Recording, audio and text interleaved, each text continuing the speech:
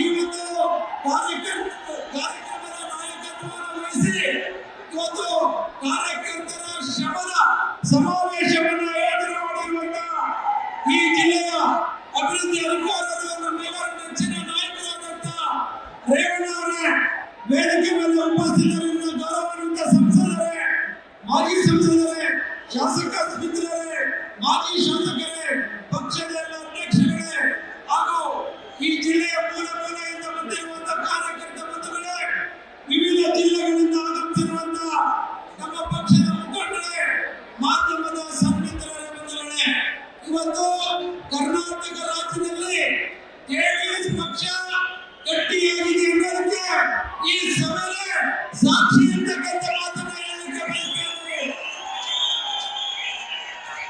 ಈ ದೇಶದಲ್ಲಿ 150 ಕೋಟಿ ಪಾಪ್ಯುಲೇಷನ್ ಇದೆ.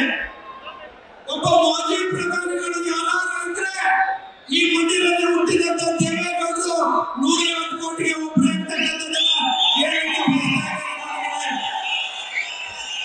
ಅರವಿಂದರಲ್ಲಿ ಹುಟ್ಟಿ ದೇವರನ್ನು ತುಳಿದು ಪಕ್ಕದ ನಾಟಿಯನ್ನ ಮಾಡಿ ಕೆಂಪು ಕೋಟೆ ಮೇಲೆ ಕೌಟುಂಬಿಸುವ ಮೂಲಕ ಹಾಸನ ಜಿಲ್ಲೆಯನ್ನ ಭಾರತದ ಭೂಪಟದಲ್ಲಿ ಗುರುತು ಮಾಡಿದಂತ ಮಹಾನ್ ನಾಯಕ ಎಚ್ ಡಿ ದೇವೇಗೌಡರು ಅಂತಕ್ಕಂಥ ಮಾತನ್ನ ಈ ಸಂದರ್ಭದಲ್ಲಿ ಹೇಳಲಿಕ್ಕೆ ಬಯಸ್ತೇನೆ.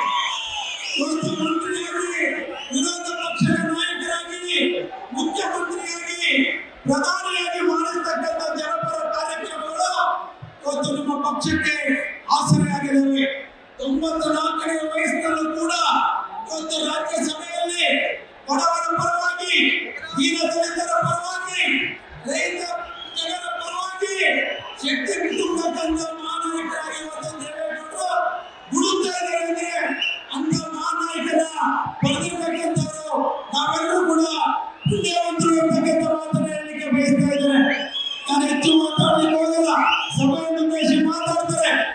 ಇವತ್ತು ಈ ರಾಜ್ಯದಲ್ಲಿ 2 ಬಾರಿ ಮುಖ್ಯಮಂತ್ರಿಯಾಗಿ ಕೇಂದ್ರದ ನರೇಂದ್ರ ಮೋದಿ ಅವರ ನಾಯಕತ್ವದ ಎನ್ಡಿಎ ಸರ್ಕಾರದಲ್ಲಿ ಪ್ರಭಾವಿ ಸಚಿವರಾಗಿ ಒಂದು 7 ಕೋಟಿ ಕನ್ನಡಿಗರ ಹೃದಯದಲ್ಲಿರ್ತಕ್ಕಂಥ ನಾಯಕರು ಎಚ್ ಡಿ ಕುಮಾರಸ್ವಾಮಿ ಅವರು.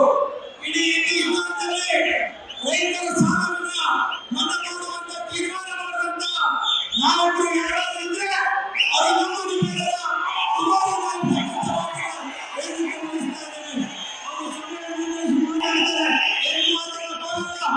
ಇವತ್ತು ನಮ್ಮ ಜಿಲ್ಲೆ ರೇವಣ್ಣ ಅವರ ನಾಯಕತ್ವದಲ್ಲಿ ಕಳೆದ 4 ದಶಕಗಳಿಂದ ದೇವೇಗೌಡರ ಆಶೀರ್ವಾದ, ಕುಮಾರಣ್ಣವರ ಸಹಕಾರದಿಂದ ಏನೇನು ಅಭಿವೃದ್ಧಿಯಾಗಿದೆ ಅನ್ನೋದು ಸಾಕ್ಷಿ ಇದೆ. ಕೆಲವರೆಲ್ಲ ಮಾತಾಡ್ತಾರೆ ಈ ಒಂದು ಕಾರ್ಯಕ್ರಮವನ್ನ ಏನಕ್ಕೆ ಮಾಡಿದ್ದಾರೆ ಅಂತ ವಿರೋಧ ಪಕ್ಷರು. ಸ್ವಾಮಿ, ಈ ವೇದಿಕೆ ಮುಂದೆ ಹೇಳಿ ಬಯಸ್ತೇನೆ, ಈ ಜಿಲ್ಲೆಗೆ ದಶಕಗಳ ಕಾಲ ದೇವೇಗೌಡರು ಪ್ರತಿ ಹಳ್ಳಿಗೂ ಕೂಡ ಅಭಿವೃದ್ಧಿಗೆ, ನೀರಾವರಿಗೆ, ಶಿಕ್ಷಣಕ್ಕೆ, ರೈಲ್ವೆ ಮಾರ್ಗಕ್ಕೆ, ಏರ್ಪೋರ್ಟ್ಗೆ ಆದ್ಯತೆ ಈ ಜಿಲ್ಲೆಯನ್ನ ಅಭಿವೃದ್ಧಿ ಪಥದಲ್ಲಿ ಕೊಂಡೊಯ್ತಿದ್ದಾರೆ.